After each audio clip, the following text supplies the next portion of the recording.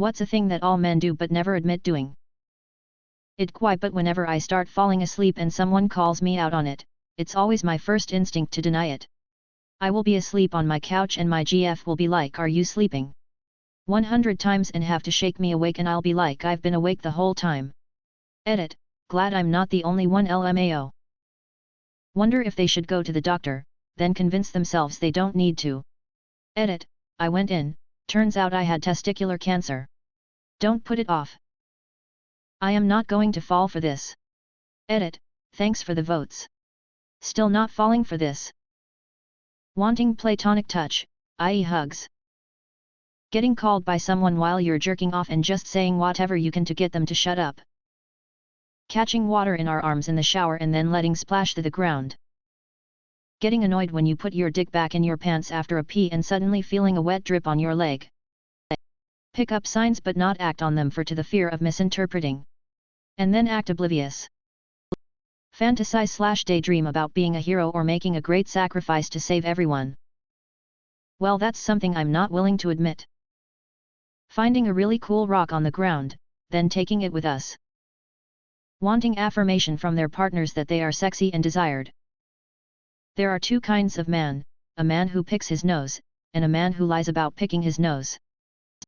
Fantasize completely made up scenarios where we save the day or win the girl over, etc. Realizing that someone was flirting with you like 5 years late. What do all women do, but never admit to? All of our underwear has bleach stains in the crotch. Not cause we're bad with laundry, but because our vaginas are acidic. The smell test. Pull hair out of your butt cheeks after a shower. For all my big-chested ladies out there, putting deodorant under our boobs. Swamp boob can get insane in hot weather. Stand up in increments when wearing a pad after sleeping in order to avoid everything just spilling out and going off the pad. Holding our breasts when we are looking for something around the house. Dabbed a little excess discharge off your underwear in the bathroom with a piece of tissue. I imagine we've all done it at least once. Stabby bumhole pain. Proctalgia fugax. Trying to get as much blood out of yourself when you're in the shower so when you get out you've got a few more seconds to get ready for the blood once you're out. Changing a pad in a public bathroom. Like saw a joke where girls are doing discreetly. The joke was, we know why you're doing when opening a new pad. It's not opening a bag of chips. Do a few kegels anytime we read or hear the word kegel. Discreetly retreating to the bathroom to check whether that random gush of liquid that just leaked out into our underwear was discharge or period blood.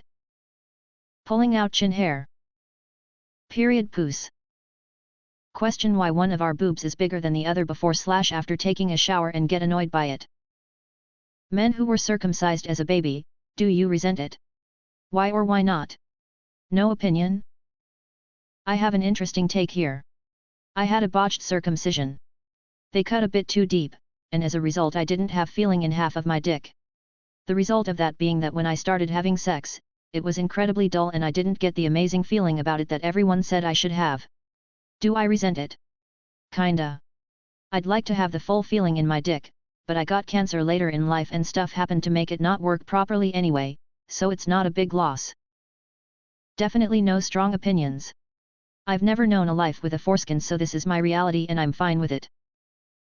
Done before I could remember it. No strong opinions really. Other than being the odd man out as I'm in the UK and it's pretty rare here. Unless there's other UK men here? It's all I have ever known, so not much of an opinion, although I wonder what would it feel like if it wasn't done to me. Edit. I can't believe my top comment on Reddit is about circumcision. I got circumcised at 9 years old. I remember all the stitches and I had to wear my dad's underwear so mine would not stick. I walked like I had a stick up my ass. In 3 weeks I was better. Edit. Wow, I never thought this would blow up, and my first awards. No hard feelings. I was born very young, so I don't remember. I was circumcised when I was 22, so I've got a pretty good understanding of what the differences are. It is a lot easier to keep clean, absolutely no doubt there. But it does make you less sensitive too. Given what I know now, I would have kept it. Edit. I'm 43 now, for context. Edit. To Christ, never had this much interest in my junk before. Just wanted to add, in not inferring that people with foreskins are dirty in any way. I kept myself spotless before and after. Do I resent it? Hell, I couldn't walk for almost a year. So mine was done when I was around 5. My parents didn't tell me it was happening. They took me to the hospital and I was put under. Woke up with my junk completely mangled and started screaming that my penis was bleeding. Some nurse came in and grabbed it and started falling it with a bandage, which scared me even more because I didn't know her. It wasn't an awesome experience. I don't really resent it, but it definitely shaped how I will approach it with my sons. It will only be done if a doctor highly recommends it for health-related reasons and they will damn sure know exactly what's happening before it happens. It healed incorrectly, so yes, I do resent it. Whoever cut my foreskin off is an artist. My compliments to them. Great looking dick. I like it, but I also don't know any different. I don't resent it, but I feel like it's a weird norm that is done just because it's what we do. Altering babies' genitals doesn't really seem so great. Don't really care honestly. I did not circumcise my son though. It has more to do with feeling he should be able to make that choice himself someday if he wanted to. Meh.